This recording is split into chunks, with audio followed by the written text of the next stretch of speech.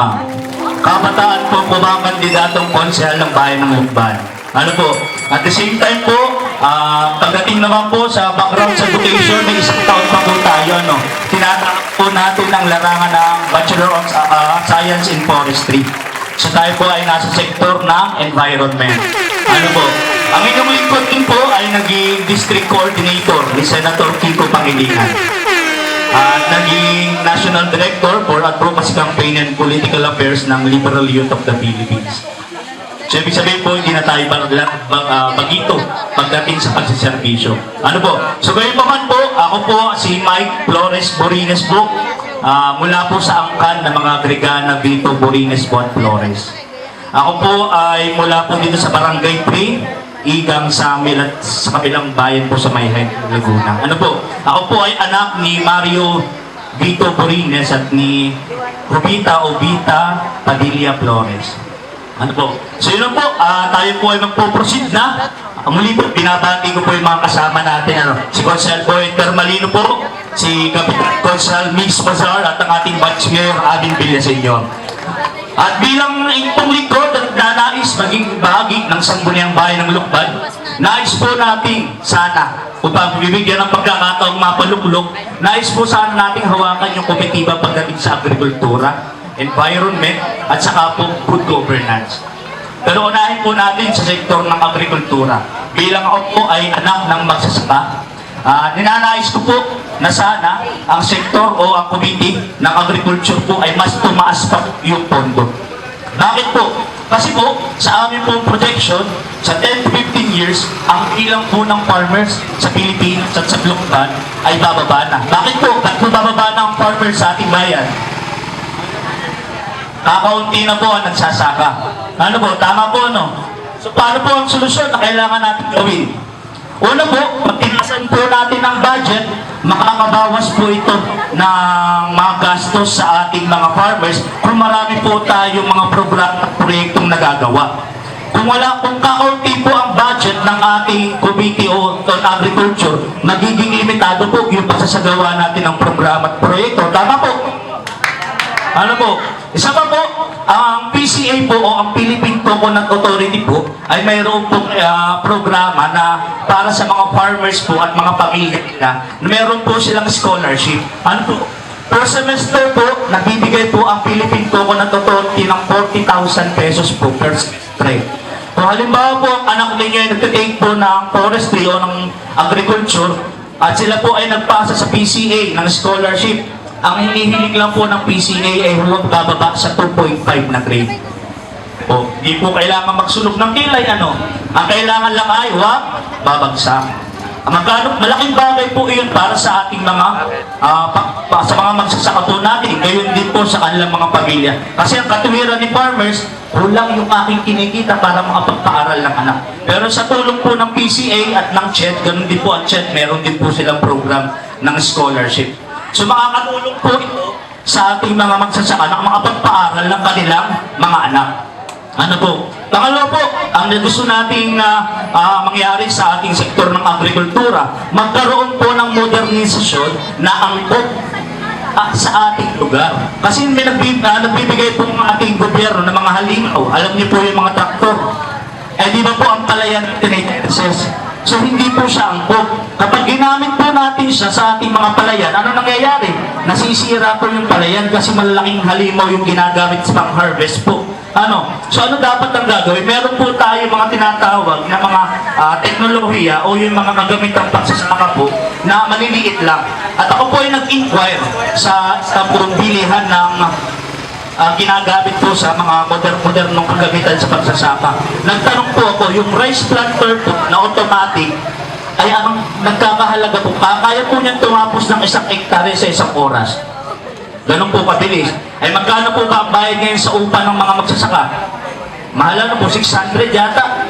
Tapos minsan alas 3, awas na. Nakain pa. So doon po sa pamamagitan ng kagamitan po iyon, ay mapapabilis po at mapapamura yung gastos po ng mga magsasaka. Kaso ito po ang problema. Mahal po yung kagamitan na yun. Alam niyo po kung magkano? 100,000. Sa tingin niyo po ba kaya po ng farmers yun? Kaya sinusulog natin na magkaroon ng malaking pondo ang Committee on Agriculture para sila po yung mag-shoulder at maipahiram sa mga magsasaka natin. At ano po mangyayari? Makakatulong po sa mga farmers natin na mapabilis ang kanilang pagtatanim at the same time mapamura yung gastos nila. Ano po? Pangatlo po, nasa pangatlo na po tayo sa sektor ng agrikultura. Ninanais po natin na yung pagdating po sa kaalaman ng ating mga farmers po, ay mali po pala. Sorry po. Yung pangatlo ko po, ang gusto ko pong isulong, yung mga senior citizen po natin na farmers. Tinanong ko po sila nung nakarami na po naka-meeting ng mga farmers. Hindi po lahat sila, yung mga senior citizen natin, hindi beneficiary ng local pension. Pero kung tutusin po, sila po dapat yung pangunahin din natin binibigyan ng local pension. Bakit po? Sila po din yung mga tinatawag natin hindi naman monthly kumikita, di ba? Yung pension po, malaking bagay po ito para sa ating mga magsasaka. Yung 65, tanong nga po, tatay, ilang taong ka na po? 72. Pensionado ka po ba ng lokal? Hindi. Imagine po, yung ating farmers, 72 years old, hindi pa nagre-retire. Samantala yung sa mga opisina po, sa mga tindahan, madalas po 60-65 retire na. Pero ang mga magsasaka po, hanggat kaya magtanim, hanggat kaya maghanap buhay, tuloy-tuloy po. So ako po, bilang isang anak na magsasaka, naniniwala po ako na dapat ang mga farmers natin inaalagaan natin, iniingatan natin, binibigyan natin ng mga beneficial pa na para sa kanila. Kaya po ako naniniwala ko na dapat isa sila sa priority na mabigyan ng local pension. Papunta naman po tayo sa sektor ng environment. Ano po? Ngayon din po ang ating nais, tumaas ang pondo sa sektor ng environment. Bakit po? Kasi po kung hindi natin naalagaan at bibigyan na sapat na pondo ang ating kalikasan, darating po ang araw. Gaya po ngayon, sobrang init na po So kailangan po, dapat yung climate change, tinutulungan po natin ang ating inang kalikasan na makarecover. Dapat po yung mga nag-harvest po ng puno, minamandato talaga natin kasi nasa batas naman po talaga kapag nagputol ka ng puno dapat may kapalit na tinatanim kang puno. Di ba ba? Pangalawa po, ang Mount Banahaw po napakalaking bagay sa atin. Tama po. Saan po tayo kumukuha ng tubig? Sa Mount Banahaw. Pero narinig niyo po ba na mayroong nakalaang independent na budget para sa protection, management, conservation ng Mount Banahaw? Wala po. So ito po ito sa sinusulong natin. Bakit po? Kamakailan po ay nagkakaroon po ng bagyong Christine po.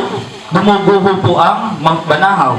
Kung hindi po magkakaroon ng rehabilitation po sa Mount Banahaw at patuloy pong lumambot ang lupa, ano pong mangyayari? Guguho po. Sino pong madadali? Tayo po. Kaya napakahalaga yung pag-iingat po natin sa ating Mount Banahaw ay gaya ng pagmamahal natin sa ating pamilya. Kasi po gaya po ngayon, mayroon pong partnership po ang SLSU at ang Philippine Eagle Foundation.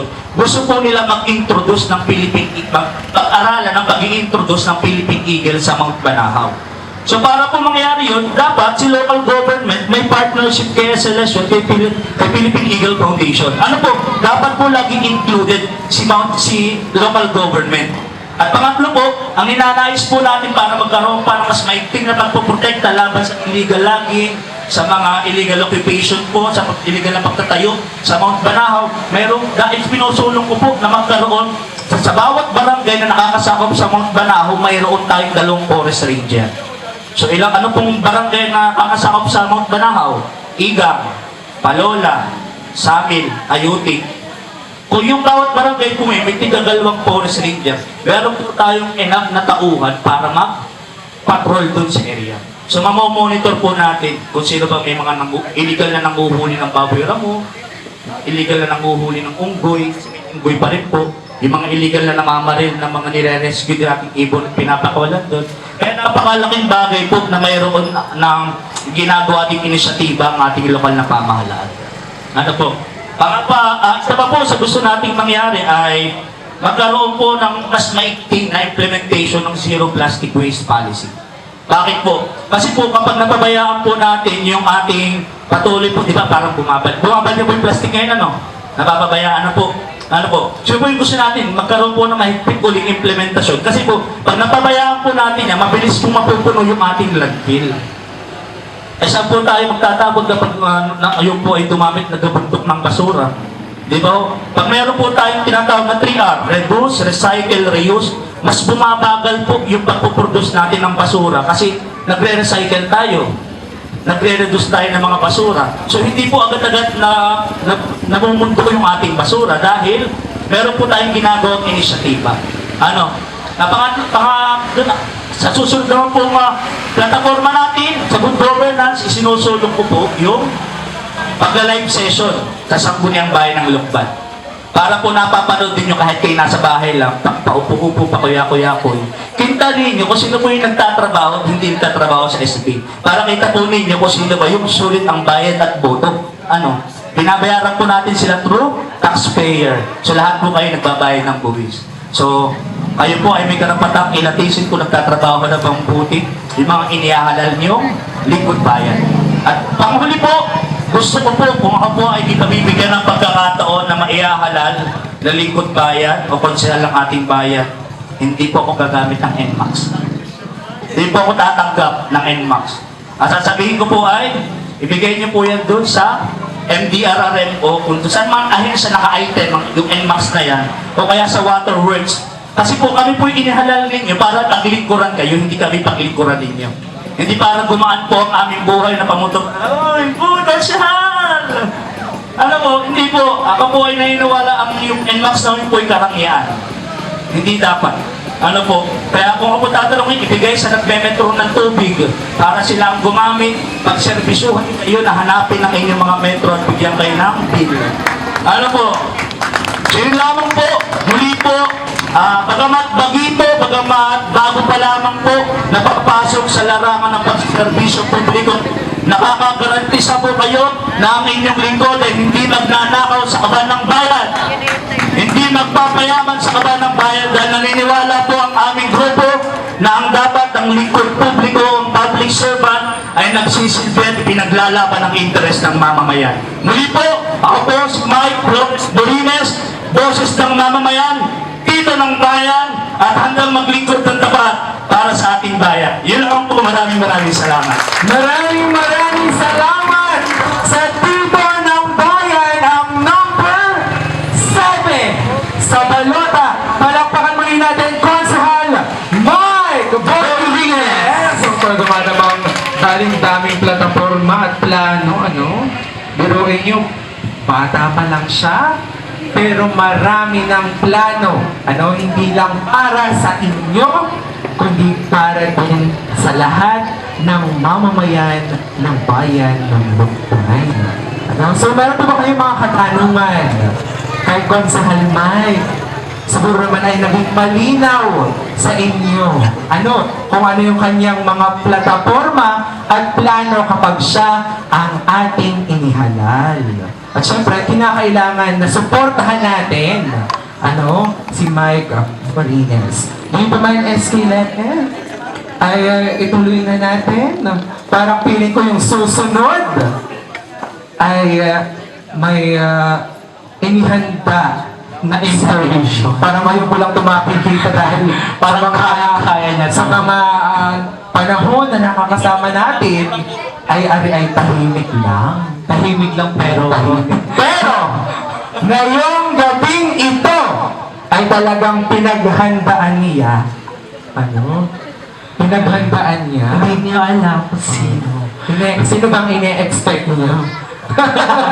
Pero ganun pa man, ituloy-tuloy na natin ang kanilang mga plano. So, tawagin na natin ang kasunod. Ipakilala mo na siya.